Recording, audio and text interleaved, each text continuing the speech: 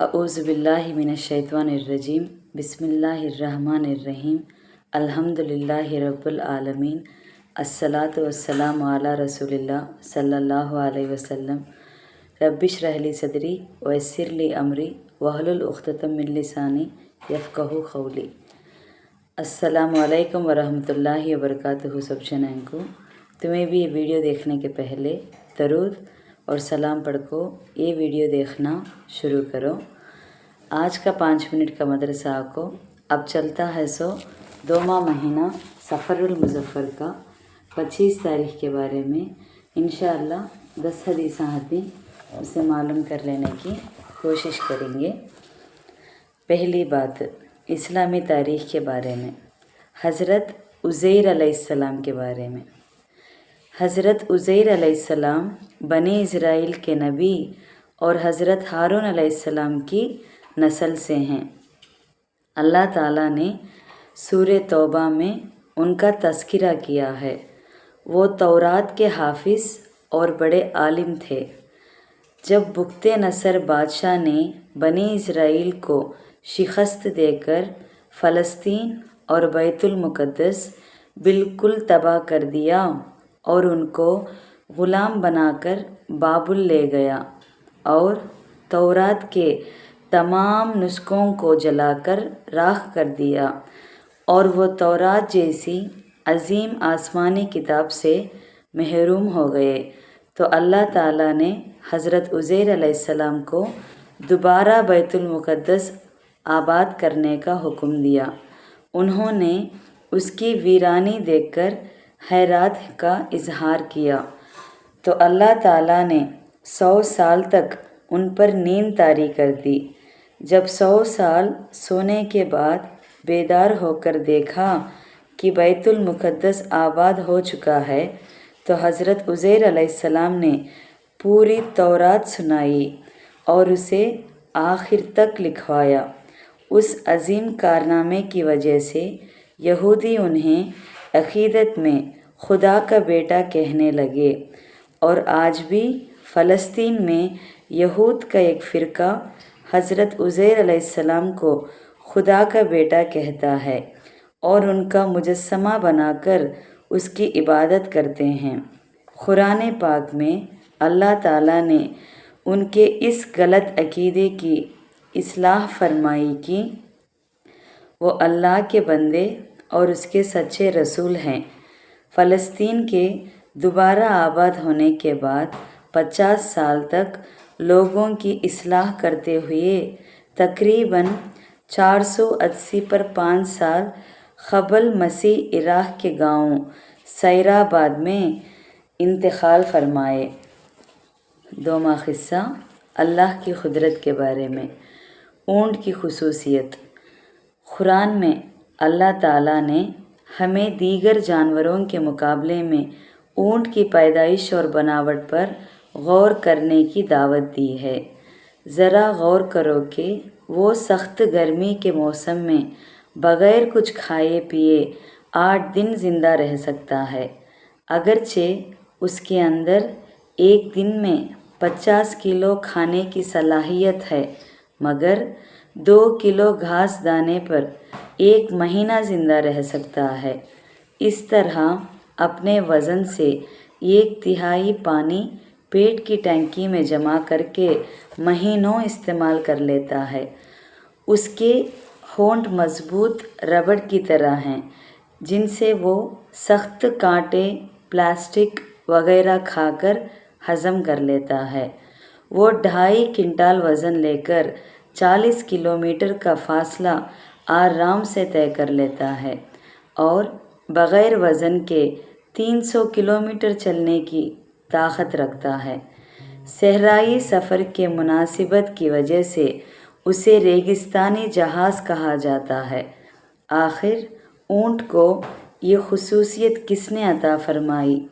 यकीनन अल्लाह ही की ज़ात ज़बरदस्त कुदरत है। 3वां क़िस्सा एक फ़र्ज़ के बारे में, सूद से बचना। कुरान में अल्लाह ताला फरमाते हैं, ऐ ईमान वालों, तुम कई गुना बढ़कर सूद मत खाया करो, کیونکہ سود لینا مطلقاً حرام ہے، اور اللہ تعالیٰ سے ڈرتے رہو تاکہ تم کامیاب ہو جاؤ۔ سورہ آل عمران میں 130 آیت میں ہے اس میں کیا خلاصہ کرتے ہیں کہ تو سود کا مال تھوڑا ہو یا زیادہ، اس کا لینا دینا، کھانا کھلانا سب ناجائز اور حرام ہے۔ قرآن اور حدیث میں اس پر بڑی سخت سزا آئی ہے، لہٰذا ہر مسلمان کو سودی لین دین سے بچنا ضروری ہے۔ 4واں قصہ ایک سنت کے بارے میں، سر پر تیل لگانے کا مسنون طریقہ۔ حضرت عائشہ رضی اللہ عنہا بیان کرتی ہیں کہ رسول اللہ صلی اللہ علیہ وسلم جب تیل استعمال کرتے تو اسے بائیں ہاتھ میں رکھتے، دونوں بھووں پر لگاتے، پھر دونوں آنکھوں پر، پھر سر پر لگاتے۔ کنز الامت 18299 کے ریفرنس میں سے۔ 5واں قصہ ایک اہم عمل کی فضیلت کے بارے میں، مسجد میں سیکھنا سکھانا۔ رسول اللہ صلی اللہ علیہ وسلم نے فرمایا، جو شخص مسجد کی طرف جائے اور اس کا ارادہ صرف یہ ہو کہ کوئی اچھی بات یعنی دین کی بات سیکھے یا سکھائے تو اس کو حج کرنے والے کے برابر ثواب ملے گا۔ طبرانی کبیر 7473 ابو امامہ رضی اللہ عنہ کے ریفرنس میں سے۔ 6واں قصہ ایک گناہ کے بارے میں، سود کا لین دین کرنا۔ رسول اللہ صلی اللہ علیہ وسلم نے فرمایا، جس قوم میں سود عام ہو جاتا ہے اس میں پاگل پن کی بیماری پھیل جاتی ہے، اور جس قوم میں زنا جیسی بری چیز عام ہو جاتی ہے اس میں کثرت سے موت ہونے لگتی ہے، اور ناپ تول میں کمی کرنا جس کی عادت بن جاتی ہے اللہ تعالیٰ ان سے بارش روک دیتا ہے۔ الکبائر للذہبی 1/61 کے ریفرنس میں سے۔ 7واں قصہ دنیا کے بارے میں، لوگوں کا دنیا کی فکر کرنا۔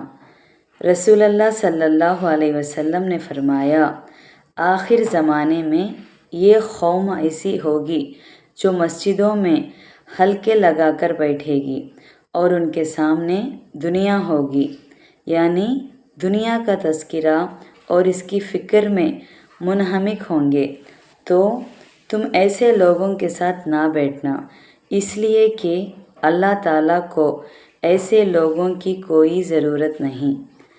طبرانی کبیر 10452 ابن مسعود رضی اللہ عنہ کے ریفرنس میں سے۔ 8واں قصہ آخرت کے بارے میں، فیصلے کا دن متعین ہے۔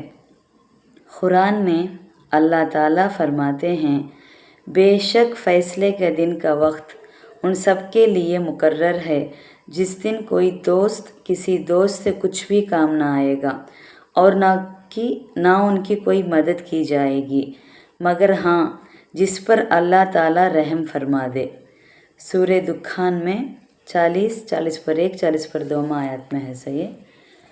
9واں قصہ طب نبوی سے علاج، ایک حفاظتی تدبیر۔ رسول اللہ صلی اللہ علیہ وسلم نے منہ کے بل لیٹ کر کھانا کھانے سے منع فرمایا ہے۔ ابن ماجہ 3370 عبداللہ بن عمر رضی اللہ عنہ کے ریفرنس میں سے۔ ایسا کھانے سے کیا ہوتا ہے تو اس طرح کھانے سے معدے میں کھانا بڑی تکلیف سے پہنچتا ہے اور ہضم ہونے میں بھی تکلیف ہوتی ہے۔ آخری 10واں قصہ قرآن کی نصیحت کے بارے میں، توجہ اور غور سے قرآن سنو کا تو دھیان سے۔ قرآن میں اللہ تعالیٰ فرماتے ہیں، جب قرآن پڑھا جائے تو اس کو پوری توجہ اور غور سے سنا کرو اور خاموش رہا کرو تاکہ تم پر رحم کیا جائے۔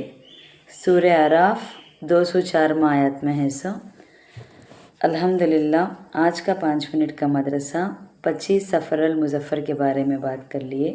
انشاءاللہ کل 6 سفر المظفر کے بارے میں بات کریں گے۔ السلام علیکم ورحمۃ اللہ وبرکاتہ۔